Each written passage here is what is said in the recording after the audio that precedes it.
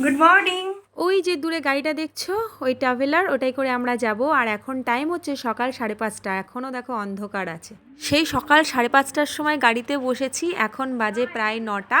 তো আজকে রোদ ওঠেনি, দিনটা মেঘলা। তো আমরা একটা ধাবায় বসেছি একটু চা খাওয়ার জন্য, সকাল থেকে তো কিছুই খাওয়া হয়নি। আমরা বেশ কয়েকটা ফ্যামিলি মিলে যাচ্ছি কাছে পিঠে এক জায়গায় ঘুরতে। আর রাহি উঠেছে সেই সকাল 5টার সময়, ওর তো ঘুম পেয়ে যাবে, ও বাচ্চা, এটা স্বাভাবিক। ফাইনালি আমরা পৌঁছে গেছি।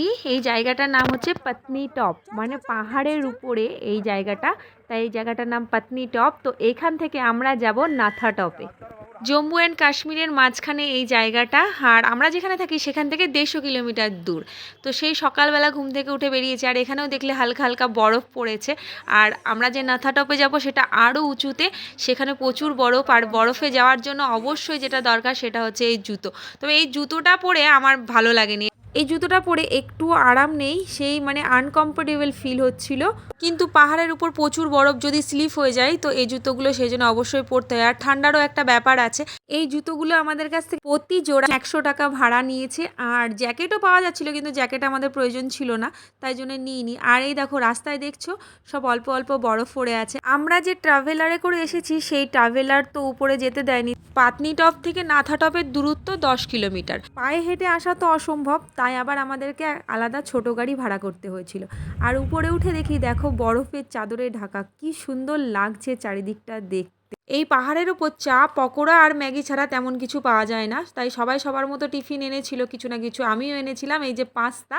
এই উপরে পৌঁছাতে পৌঁছাতে আমাদের প্রায় 1টা বেজে গেছিলো। মেয়েটারও খুব খিদে পেয়ে গেছিলো, আমাদেরও পেয়েছিল। তো সবাই মিলে খাওয়া দাওয়া করে নিয়ে বরফে নেমে গেলাম। তবে তোমাদের সাথে একটা অভিজ্ঞতা শেয়ার করি।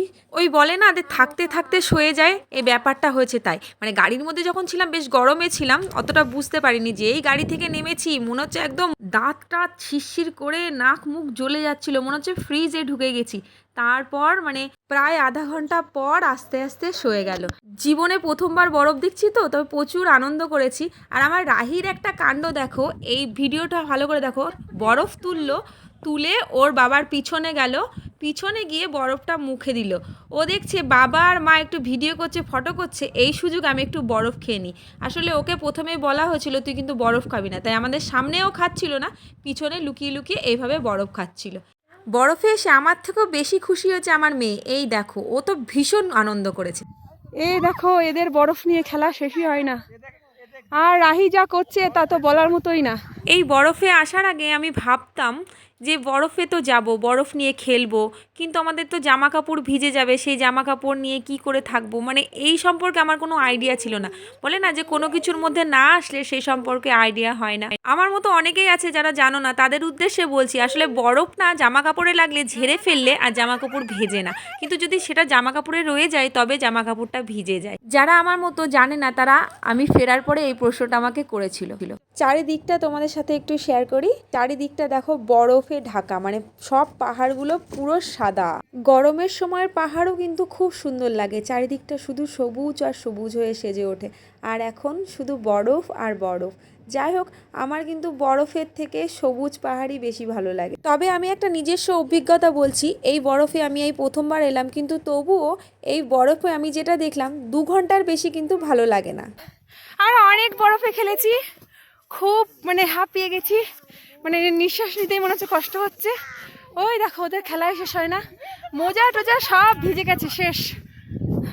এটা হচ্ছে পাতনি টপ, না সরি সরি সরি নাথা টপ। পাতনি টপ নিচে, সেখানে একটু কম বরফ পড়ে। এটা হচ্ছে নাথা টপ। তো আজকে রোদ ওঠেনি, মেঘলা মেঘলা দিন ছিল, এখন একটুখানি মনে হচ্ছে সূর্যের আলো দেখা যাচ্ছে। তো এইদিকে পুরোই বরফ, অনেক খেলা করেছিস। এবার আমাদের ফেরার পালা। আমাদের গাড়িটা তো নিচেই ছিল, মানে পাতনি টপে ছিল, আমরা তো অন্য গাড়ি করে উপরে গেছিলাম। তো চলো, ফেরার আগে আমরা যাব একটা মন্দিরে। এই পাতনি টপে আমি আগেও এসেছি একবার আগস্টে, তো তখন তোমাদের সাথে গরমের ভিডিওটা শেয়ার করা হয়নি, তবে অবশ্যই চেষ্টা করব শেয়ার করার। আছি পাতনি টপে একটা মন্দিরে, সে মন্দিরটার নাম নাগমাতা কি মন্দির। কিন্তু এই মন্দিরের এরিয়ায় যেতে পারবে, কিন্তু এই লেডিস লোক মন্দিরে ঢুকতে পারবে না, এটা কোনো একটা নিয়ম আছে।